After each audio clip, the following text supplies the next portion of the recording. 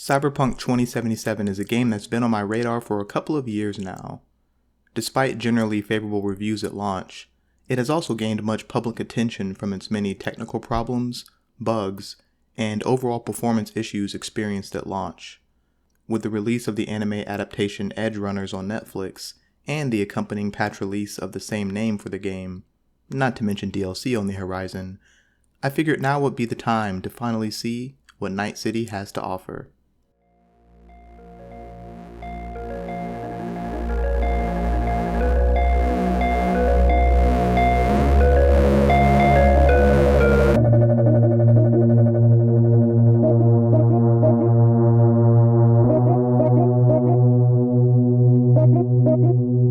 Good morning, Night City, a day in the life. I was on my own, catching a ride with the lady who held hands down.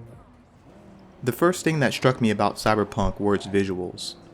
Footage you see here was captured on the Xbox Series X in performance mode. The game looks great, and each of the environments you'll be spending time in Night City places the graphics on display in different ways. The world of Cyberpunk is spread out across 7 districts, each with their own sub-districts and unique architecture, layout, and background history for how they formed. The District of Watson is described as an area originally meant to be the beating heart of Night City, but now is one of its poorest districts. The district known as City Center features dazzling neon signs and breathtaking architecture which serve to flaunt its economic power. The district of Westbrook is where the luminaries and most richest of Night City live, whether in the sub-district of Charter Hill or up in the hills in North Oak. Haywood is a district of 2 worlds, with modern skyscrapers and parks on its north side, and dangerous slums on its south. Santo Domingo is one of Night City's oldest districts, and has become its industrial hub for real estate and business. The district of Pacifica is a failed luxury architectural project now mostly uninhabited and abandoned except for a local gang. And lastly, the Badlands is an area consisting of multiple zones bordering Night City. This is essentially the Wild West, dangerous and populated by a gang of exiled nomads. As I spent more time in each district throughout the game, I felt them drawing me into their atmosphere, to the point where I felt immersed in the game. I knew the streets, back alleys, and Night City slang. When en route to my next objective, oftentimes I would run on foot to the destination, even if it was a distance away, just so I could experience the city as up close as possible. The fashion style of NPCs, places of business, foot and vehicle traffic, even without knowing the background of each district, observing details such as these felt like each district's nonverbal method of communicating their personality to me as the player. The game's director has been quoted as saying that an environment filled with things that look futuristic is not cyberpunk, but simply science fiction. Throughout my playthrough, I never got the impression that the world design was attempting to aim at a purely futuristic city, but rather that those aspects were selectively applied to the environment. The game does a great job mixing familiar elements with futuristic ones, leading to the atmosphere of a city that feels more reasonably believable than foreign. At street level, I even appreciated all the attention to detail that went into constructing each city block. I'm aware that in open world games, such details may go overlooked by gamers more interested in clearing their next objective, but knowing that there were teams of artists who worked on the design and placement of all these assets really serves as a reminder of the effort required to produce games at this level of production value. Sure, you'll notice some ads and other assets that get repetitive over the course of the game, but it's refreshing to come across sites you're sure you haven't quite seen before. If you're jumping into Cyberpunk on a current gen console or PC, expect to be in for a visual treat. Now, let's talk about the story. In Cyberpunk, you play as a mercenary known as V. Your character's gender and appearance are up to you to decide, as is your life path, which determines V's background, introductory quest line, dialogue options throughout the game, and a specific side quest unique to your life path. The game begins with V doing mercenary jobs with longtime friend Jackie Wells, attempting to build up their names and credibility in the streets of Night City. Eventually, they are contacted by a prominent fixer known as Dex, a middleman between clients and mercenaries considered one of the best in the business. Dex hires the team to break into an elite corporate hotel to steal a biochip referred to as the Relic from the heir to the Arasaka Empire, a global megacorporation with a dark reputation for shady dealings and the use of force to cover their tracks. Unfortunately, V ends up getting entangled with addressing the biochip, learning more about its history and true purpose. Having recently finished the game, an aspect that I can say definitely held my attention was the storytelling. One method in which the game accomplishes this is by using main jobs tied to the central narrative.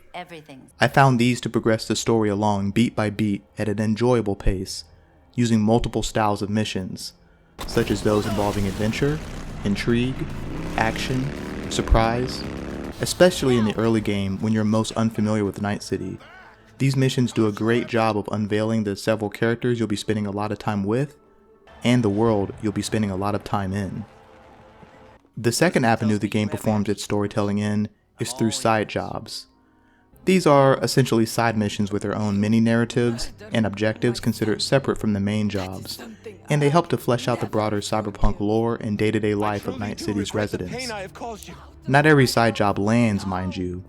Some involve simply speaking to a character, eliminating a threat, such as in the case of a cyber psycho sighting, or some other straightforward task. However, overall, I was pleased with what the game had to offer. Main and side jobs alike take you all around Night City, which is another aspect I appreciated. Sometimes in large open world games, there are areas that go unexplored by the player, even by the game's completion. However, in Cyberpunk, their implementation makes it so that players who may not have wandered off into certain areas on their own accord will be guided to do so via narrative events, resulting in further discovery of the game's environments. Additionally, there are side jobs that exist only for the story arcs for notable characters you'll meet, which also help to bolster the main narrative, at times with available romance options depending on your choices. Personally speaking, by the game's end, I felt I had went on a journey with these characters, as I had experienced so many personal moments with each of them. To name a few, you have the rebellious Panam Palmer, the ambitious Evelyn Parker, brain dance wizard Judy Alvarez, honorable and loyal Goro Takamura, and the charming jerk Johnny Silverhand. Overall, I was pleased with the story of Cyberpunk, and if any of that sounded intriguing to you, I think you will too. Now, let's talk about the gameplay. When it comes to weapons, they can be classified into three categories: ranged guns, melee weapons, and cyberware. Ranged guns will bring you that familiar first-person shooter feel whenever you enter combat, and it's quite satisfying blasting an enemy close range and watching their limbs fly about. I will say, however, that the default settings for aiming and sensitivity feel rather strange than in your standard FPS, so you'll probably want to adjust these if you experience the same. Combat with melee weapons I thought was just okay. Aside from throwing weapons, there's something about the rhythm of hacking away at an enemy and the lack of feeling of collision that felt unsatisfying to me. Cyberware weapons can be installed on your character via Ripper docks located around Night City, and these augment and enhance your base character. For example, allowing you to have modified arms or an optical camo layer under your skin, allowing you to temporarily turn near invisible. There are also quick hacks which can be installed on your cyber deck, and these allow you to take covert or offensive actions against enemies, such as revealing their locations through obstacles, or infecting an enemy with a poison that continues to spread throughout their ranks. Clothing can also be equipped on your character, boosting your defense through additional armor. Fortunately, the game decouples the clothing stats from your character's appearance, allowing you to choose a different appearance from the appearance of your equipped clothing. Equipment overall can come in 5 different rarities ranging from common all the way up to legendary. The higher the rarity, the further its stats are improved. The game also features a crafting system, allowing you to craft and upgrade various equipment from blueprints you can purchase or find in the world. As you earn points to apply to the various categories within the skill tree, you'll end up constructing your own personal character build based around what types of weapons you like to use and how you overall prefer to engage in combat. Keep in mind, there are not enough of these points available in the game for you to max out all categories, so you will be forced to decide what skills are most important to you. One thing that stood out to me about the gameplay was that the game never really forces you to play in any specific way, or engage with any of its features. Some may see this as a negative of an RPG. I see it as leading to the game being more accessible to a wider audience. For example, I've played several RPGs where I must engage with the crafting system in order to stand a chance, but in Cyberpunk, I barely used it and my playthrough was just fine. At times, I switched between using range guns to melee weapons from primarily hacking, and the game never fell apart or resisted my efforts to change things up. While the game shines in its visuals and narrative, unfortunately combat is not included. Combat is mostly generic. Enemy AI isn't particularly clever, nor are the enemy encounter scenarios necessarily going to blow you away. This isn't to say that the combat is terrible, but more so mostly serviceable and not much you haven't seen before from other games. As far as navigating the world of Cyberpunk, the fastest method is via fast travel points, over 100 of them, which are scattered throughout the environment and will place you within arm's reach of just about anywhere you need to go. Vehicles are another option, and these can be either purchased, awarded to you from a job, stolen if parked, or hijacked from NPCs in the streets. The handling of vehicles, however, is all over the place. Some feel either way too stiff, or in most cases, feel like you're driving a feather in which the slightest turn left or right sends you careening off the side of the road. My preference was to stick to bikes, as I felt these had better balance, though still not ideal. In terms of stability, the game never crashed on me from start to finish. Although that's a positive sign, as are the many bugs resolved via the Edgerunners patch, I still managed to experience a variety of glitches, and this remains an area I would like CD Projekt Red to continue making improvements in. While these were not deal breakers, many of them confused me as to how they could continue to exist at this point. For example, owned vehicles can be called direct to your location, yet this experience is very inconsistent. Sometimes your vehicle drives right up next to you perfectly, other times it spawns and remains a short distance away, and other times it's just nowhere to be found.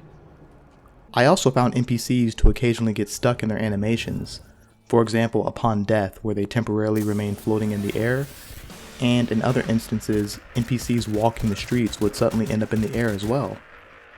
Other aspects of the game present interesting content and concepts that I thought were not fully explored enough.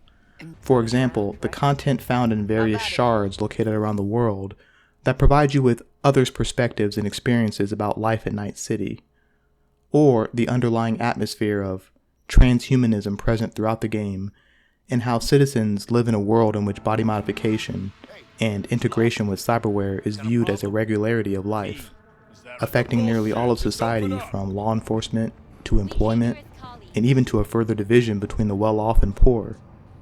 Brain dances, which are pieces of tech that allow you to play back another person's recorded experience, including their emotions and physical sensations, were an awesome crime scene investigation-like interactive experience in Cyberpunk.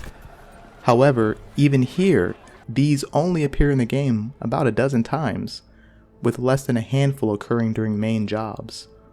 In summary, while Cyberpunk's gameplay didn't rock me out of my seat, I didn't have a bad time with it either. I enjoyed my time building out my character via the various perks offered via the skill tree, as well as driving around the streets of Night City jamming the game's amazing soundtrack via its various radio stations. Its glitches would break my immersion at times though, and there were several conversations surrounding its lore that I would have liked to see explored further. Overall, I found the gameplay to be enjoyable enough, albeit not its strongest point.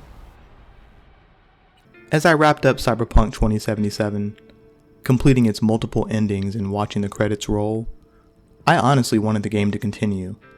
I didn't want it to end just yet. Beyond the central narrative, I felt there was so much more to say and explore, so many other stories to delve into. I'm curious to see where CD Projekt Red takes the IP from this point forward, both with the upcoming Phantom Liberty DLC and further installments in the franchise. If you own a current gen console or PC and haven't given Cyberpunk a shot by now, I'd recommend you do. Well, thank you all for watching, and I hope you enjoyed the video. Please like and subscribe to the channel to get more content, and let me know in the comment section what your thoughts were on Cyberpunk 2077. That's all I have for now. Till next time.